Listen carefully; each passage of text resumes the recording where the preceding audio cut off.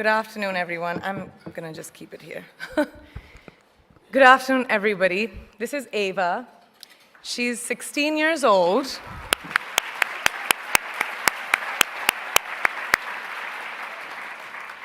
An age where girls should be enjoying their innocence and joys of their youth.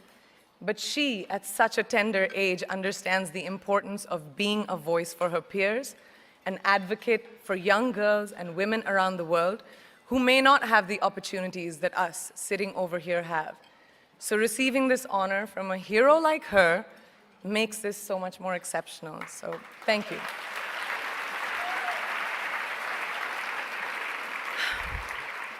Good afternoon, and thank you, and wow, I am so privileged and so honored to be sharing this afternoon with all of you and these incredibly amazing women that are being honored today.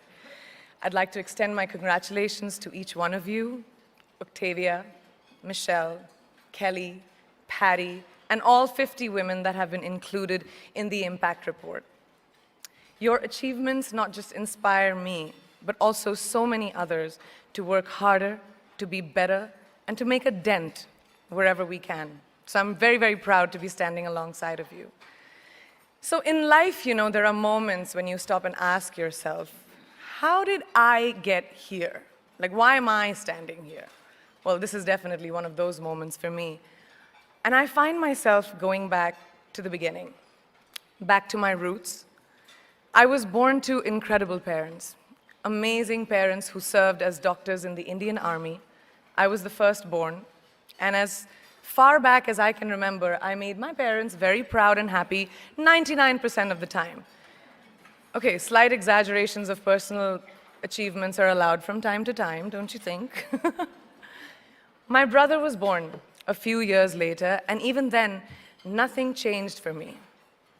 We were both given equal opportunities, and I want to emphasize this. I want to really emphasize this for you because I don't think a lot of people might understand that being equal might seem very normal, but where I come from, India, and a lot of developing countries around the world, more often than not, this is an exception. It's actually a privilege. My first experience of the glaring disparity between boys and girls came at a very, very young age.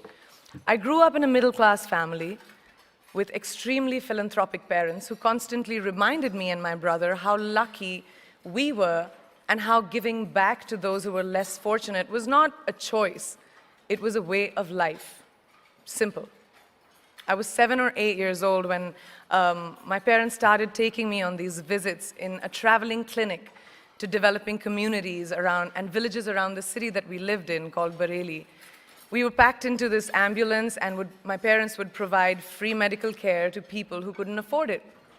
My job at the age of 8 was assistant pharmacist. So I would count all the medicines, put them in an envelope, and give it out to patients, and I really took my job very seriously, very seriously. But the more I went on these expeditions, the more I began to notice the simplest things that distinguished a boy from a girl, or a man from a woman. For example, girls were pulled out of school when they hit puberty because they were considered ready for marriage and babies.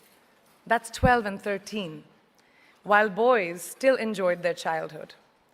Or basic human rights, such as healthcare, were denied just because they were women.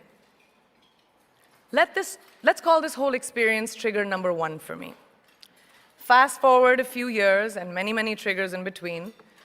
Like a producer-director, for example, early on in my career, I must have been about 18 or 19, telling me that if I didn't agree to the ridiculous terms or painfully low salary in his movie, that he would just replace me.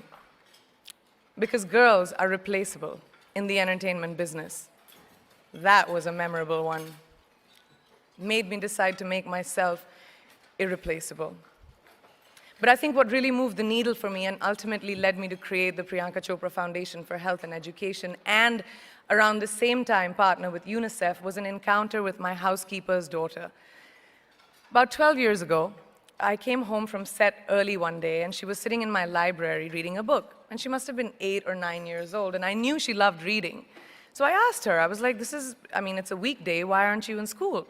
And she said, oh, I don't go to school anymore. So I went and asked her mother, and I said, why isn't she in school? And her mom said that her family couldn't afford to send her and her brothers to school, so they chose the boys. The reason, she would eventually get married and it would be a waste of money. I was completely blown, and it shook me to my core. Eventually, I decided to cover the cost of her education so that she could continue to learn, because education is a basic human right.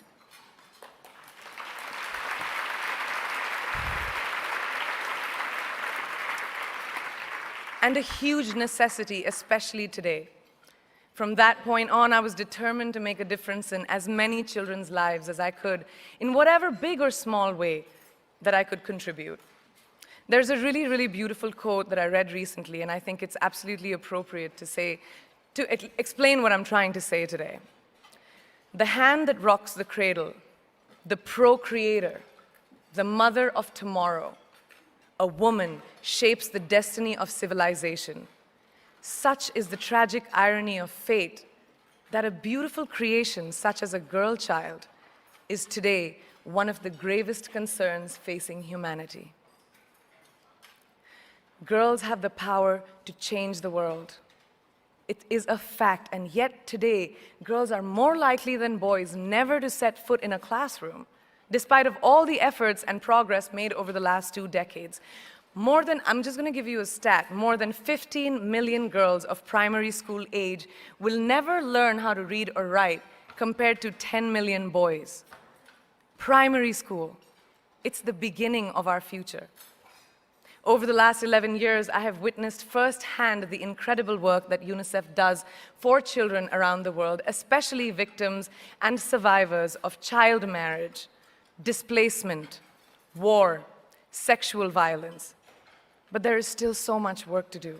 And for me, that is the fuel to my fire. The reason I'm so committed to this cause, and that is where my passion stems from, because I know that a girl's education not just empowers families, but communities and economies. A result of her education, we all do better. It's just as simple as that. As entertainers and influencers sitting in this room, I feel that it's our social responsibility to be a voice for the voiceless, which is why I applaud each and every woman in this room for being such a badass.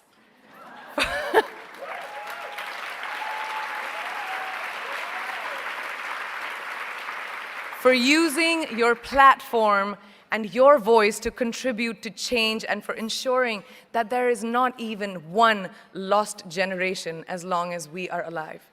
I'd like to thank Variety and all of you for encouraging me and all of us in this room to keep going and fighting on. Thank you so much.